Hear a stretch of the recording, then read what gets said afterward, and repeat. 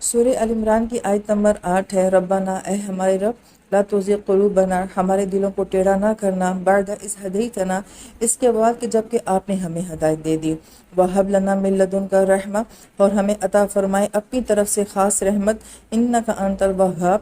کہ بے شک آپ کی ذات بہت عطا کرنے والی ہے۔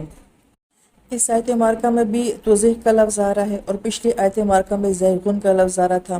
دونوں کا ایک ہی معنی ہے کہ دل کا ٹیڑھا ہو جانا، اور دونوں آیتوں کے اندر کیا مناسبت ہے کہ پچھلی آیت مبارکہ میں کہا گیا تھا کہ جن کے دلوں میں ٹیڑھا پن ہوتا ہے وہ قرآن کی آیات کی غلط تعویلات کرتے ہیں، اور یہاں پہ یہ دعا مانگی جا رہی ہے کہ اللہ تعالیٰ ہمارے دل کو کبھی ایسا ٹیڑھا مت کرنا کہ ہم قرآن کے بارے میں کسی غلط تعویل کا شکار ہو جائیں اور ہم ایسے علم کے پیچھے چلے جائیں کہ جو ہمیں ہدایت نہ دے بلکہ ہمیں ہدایت سے دور کر دے۔ علماء کرام یہ فرماتے ہیں کہ اس دعا کا تعلق جو ہے وہ خاص طور پہ ان لوگوں کے ساتھ ہے جو کہ علم سیکھنے والے بھی ہیں اور سکھانے والے بھی ہیں، اور اس سے بھی زیادہ بالخصوص ان لوگوں کے ساتھ تعلق ہے جو کہ قرآن سیکھنے اور سکھانے والے ہیں، اس لیے کہ ہمارا قرآن سیکھنے سکھانے کا مقصد اللہ تعالیٰ کو راضی کرنا ہے اور ہدایت لینا ہے۔ لیکن جو انسان علم کے میدان میں آگے چلا جاتا ہے تو اس کی مثال ایسے بیان کی جاتی ہے کہ جیسے کہ ایک پہاڑ کی بلندی ہوتی ہے، آپ پہاڑ پہ اوپر چلتے جاتے ہیں تو منظر بہت خوبصورت بھی ہوتا جاتا ہے، بہت ساری بلندیاں اللہ تعالیٰ دکھاتے ہیں، مگر جب پہاڑ کے اوپر بہت زیادہ بلندی پہ جایا جائے تو عموماً پہاڑ بالکل سیدھے کھڑے ہوتے ہیں، تو وہاں پہ چڑھنا اتنا ہی مشکل کام بھی ہوتا ہے، اور اگر وہاں سے انسان سلپ ہو جائے تو نیچے بہت گہری کھائی ہوتی ہے جہاں انسان گر جاتا ہے۔ تو علم کی مثال بھی ایسے ہی ہے کہ علم کا حاصل کرنا بہت خوبصورت عمل ہے کہ انسان جتنا علم میں آگے جاتا ہے تو بہت خوبصورت مناظر اس کے آنکھوں کے سامنے آتے ہیں، انسان روحانی طور پہ بھی، علمی طور پہ بھی، سوچ کے لحاظ سے، ذہانت کے لحاظ سے، نظریے کے لحاظ سے بہت بلندیوں کے اوپر چلا جاتا ہے۔ لیکن جب بہت زیادہ علم آ جاتا ہے تو اسی وقت انسان کے اوپر نفس اور شیطان کا حملہ بھی اتنا ہی زیادہ سخت ہوتا ہے۔ یہی وجہ ہے کہ ام سلمہ فرماتی ہیں رضی اللہ تعالیٰ عنہا کہ نبی علیہ السلام جو کثرت سے دعائیں مانگا کرتے تھے ان میں یہ دعا تھی کہ یا مقلب القلوب ثبت قلوبنا علی دینک، کہ اے دلوں کو بدلنے والی ذات، پلٹنے والی ذات، ہمارے دلوں کو ہمیشہ اپنے دین کے اوپر ثابت قدم رکھنا۔ تو گویا کہ یہ معاملہ اتنا ہی زیادہ محتاط کا بھی ہو جاتا ہے، لیکن جو پھر اس پہاڑ کی پیک پہ چلا جاتا ہے تو جو کچھ پھر وہ دیکھتا ہے وہ پھر کوئی اور نہیں دیکھ سکتا ہے، لہٰذا یہ دونوں معاملے جو ہیں وہ ساتھ ساتھ چلتے چلے جاتے ہیں۔ یہاں پہ علماء کرام یہ فرماتے ہیں کہ پچھلی آیت مبارکہ میں کہا گیا تھا کہ ایک محکم آیات ہوتی ہیں، ایک متشابہات ہوتی ہیں، پھر متشابہات کو بھی 3 حصوں میں تقسیم کیا گیا تھا کہ کچھ آیات ایسی ہوتی ہیں کہ جن کا علم صرف اللہ تعالیٰ کی ذات جانتے ہیں، کچھ آیات ایسی ہوتی ہیں کہ جن کو جاننے کے لیے اور بہت سارے ذرائع بھی ہوتے ہیں جیسے کہ سائنسی ذرائع ہیں، تو یہ بات ہم نے پچھلی آیت میں واضح کر دی تھی، اور تیسری ایسی آیات ہوتی ہیں کہ جن کو صرف راسخ العلم جو ہیں وہی جانتے ہیں۔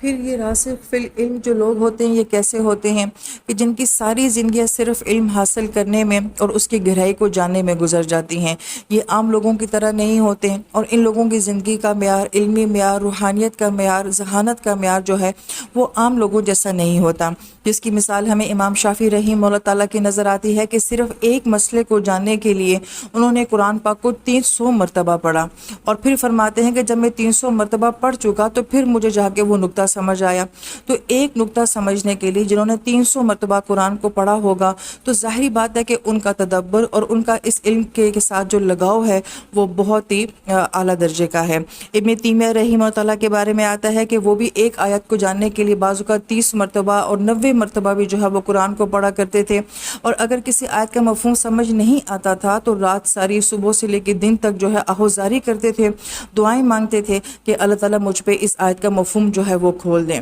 تو قرآن کے ساتھ اور اللہ تعالیٰ کے علم کے ساتھ اتنا شغف ہونا، یہ وہ لوگ ہوتے ہیں جو کہ راسخون فی العلم والے لوگ ہوتے ہیں۔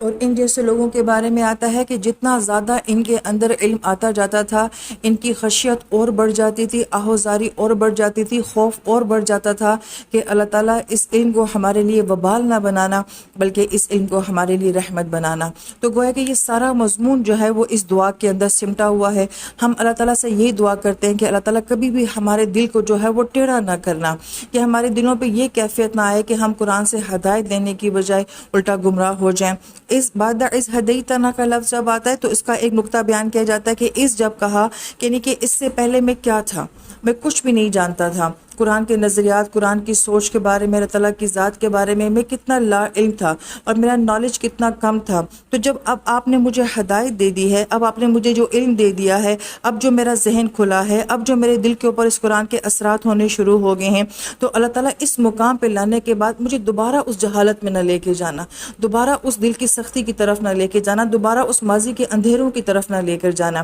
تو اس میں ایک طرح کی عاجزی خود آ جاتی ہے کہ جب بعد اذ ہدیتنا ہم یہ کہتے ہیں کہ اللہ تعالیٰ ہم اس سے پہلے کچھ بھی نہیں تھے، اب ہم جو کچھ بھی ہیں وہ اس قرآن کی بدولت ہیں اور اس علم کی بدولت ہیں۔ اور پھر دعا کا اگلا حصہ یہ ہے کہ وَهَبْ لَنَا مِن لَّدُنْكَ رَحْمَةً۔ اب ہب کو ہم اچھے طریقے سے جان چکے ہیں، ہبہ لفظ سے ہے، اور ہبہ کے اندر جو تاثر پایا جاتا ہے کہ کسی کا ایسا تحفہ دینا جو کہ آپ کو حیران بھی کر دے اور آپ کو خوش بھی کر دے۔ تو ہم یہاں پہ جو دعا مانگ رہے ہیں اللہ تعالیٰ سے وہ ایک علمی دعا ہے، علم کے بارے میں دعا مانگی جا رہی ہے۔ تو گویا کہ علم اور رحمت کا آپس میں ایک تعلق ہمیں یہاں نظر آتا ہے کہ اللہ تعالیٰ ہمیں ایسی رحمت اپنی طرف سے عطا فرما، ایسی خلاف معمول رحمت عطا فرما کہ جس کے ذریعے اس علم کا حاصل کرنا، اس کے اوپر عمل کرنا، اسے آگے دوسروں تک پہنچانا جو ہے وہ ہمارے لیے آسان ہو جائے۔ بہت پیاری بات علماء کرام فرماتے ہیں کہ آیت مبارکہ میں جو دو پازیٹیو الفاظ استعمال ہوئے ہیں، ایک ہدایت اور ایک رحمت، اس کا مطلب ہے کہ ہدایت اور رحمت کا آپس میں بڑا گہرا تعلق ہے۔ تو وہ فرماتے ہیں کہ علم حاصل کرنے کا دراصل میں اصل مقصد یہی ہوتا ہے کہ ہمیں اسے ہدایت چاہیے ہوتی ہے اور دوسری ہمیں اسے اللہ کی رحمت چاہیے ہوتی ہے۔ جس علم کو حاصل کرنے کے بعد اگر ہدایت انسان کو نہ ملے اور وہ اللہ کی رحمت کے قریب نہ ہو سکے تو وہ علم جو ہے وہ انسان کے لیے بجائے نفع دینے کے نقصان والا علم بن جاتا ہے۔ پھر اس دعا کو بعض اہل علم نے یوں بھی بیان کیا ہے کہ اس دعا میں سب سے پہلے دل کی بات کی گئی ہے، پھر ہدایت کی بات کی گئی ہے اور پھر رحمت کی بات کی گئی ہے۔ لہٰذا جو انسان نیک نیتی کے ساتھ، اخلاص کے ساتھ، پورے دل کے ساتھ جب اللہ تعالیٰ سے یہ کہے گا کہ اللہ تعالیٰ مجھے یہ علم چاہیے، تو اللہ تعالیٰ یہ علم اس کو ضرور دیں گے، تو وہ ہدایت کا راستہ اس کو دیں گے، اور پھر جب وہ ہدایت کو پالے گا تو اللہ اس کے بعد اس کو اپنی رحمت سے نواز دیں گے۔ تو گویا کہ ہمیں ایک ترتیب نظر آتی ہے کہ دل سے کسی چیز کا چاہنا اور دل کا صاف ستھرا اور پیور ہونا، اور پھر اس کے بعد ہدایت کا ملنا، اور ہدایت سے آگے پھر اللہ کی رحمت کو پا لینا۔ پھر آیت مبارکہ کے آخر میں آتا ہے کہ انکا انت الوہاب۔ وہاب کا صیغہ جو ہے وہ فعال کے وزن کے اوپر ہے، جس کے اندر کسی کام کا بار بار ہونا اور کسی کام کا بڑی پرفیکشن کے ساتھ ہونا پایا جاتا ہے۔ تو انسان کو اپنی زندگی میں اپنے دل کے لیے، اپنی ہدایت کے لیے، اپنے علم کے لیے اللہ تعالیٰ سے کتنا کچھ چاہیے ہوتا ہے، اور وہ کوئی ایک مرتبہ تو نہیں چاہیے ہوتا، بار بار چاہیے ہوتا ہے۔ تو گویا کہ ہم اللہ تعالیٰ سے یہ کہہ رہے ہیں کہ اللہ تعالیٰ بار بار ہمیں آپ کی طرف سے آپ کی رحمت چاہیے، ہمیں اپنی زندگی کے ہر معاملے میں جو ہے وہ ہدایت چاہیے، اور اپنے دل کو ثابت قدم رکھنے کے لیے ہمیں اللہ تعالیٰ آپ کا بار بار جو ہے وہ ساتھ چاہیے۔ پھر آیت نمبر 9 میں آتا ہے کہ ربنا، اے ہمارے رب، انکا جامع الناس، کہ بے شک آپ لوگوں کو جمع کرنے والے ہیں، لیومن، ایسے دن میں کہ لا ریب فیہ، اس پہ کوئی شک نہیں ہے، ان اللہ لا یخلف المیعاد، کہ بے شک اللہ تعالیٰ کی ذات اپنے وعدے کے خلاف نہیں کرتی ہے۔ سابقہ آیات میں محکمات اور متشابہات کی بات کی جا رہی ہے، اور متشابہات کے بارے میں ہر کوئی اپنی رائے رکھتا ہے اور سب میں اختلافات پائے جاتے ہیں۔ لہٰذا دنیا میں تو یہ ناممکن ہے کہ آپ کسی کو کسی ایک بات کے اوپر جو ہے متفق کر دیں، اور یہ بھی ناممکن ہے کہ سب لوگوں کو کسی ایک جگہ کے اوپر جو ہے وہ جمع کر دیا جائے۔ یہ محض اللہ تعالیٰ کی ذات ہی ہے کہ جو کہ سب انسانیت کو ایک جگہ جمع بھی کر دے گی، اور اس دن سب لوگوں کے سب اختلافات جو ہیں وہ ختم ہو جائیں گے۔ لہٰذا اس آیت مبارکہ میں ہمیں پچھلی ساری بات کا لب لباب بھی سمجھ آ جاتا ہے کہ دنیا میں کسی کو اپنی رائے کے اوپر متفق کرنا یہ ناممکن بات ہے، اور ایسا ہونا بھی نہیں چاہیے کہ ہر ایک کی اپنی رائے ہوتی ہے، اختلافات اپنی جگہ ہوتے ہیں، مگر اختلافات کرنے کی بھی کچھ آداب ہوتے ہیں جو کہ ہم سورہ بقرہ میں جان چکے ہیں۔ لیکن ہمیں یہ آیت بتا رہی ہے کہ دنیا میں اختلافات کبھی بھی ختم نہیں ہوں گے، انہی اختلافات کے ساتھ انسان کو ادب کے دائرے میں بھی رہنا پڑتا ہے اور علم کے راستے میں بھی چلنا پڑتا ہے۔ لہٰذا ایک دن ایسا آئے گا کہ جس میں اللہ پاک ہر اختلافی فیصلے کا حل بھی فرما دیں گے اور کل انسانیت کو جمع بھی کر دیں گے۔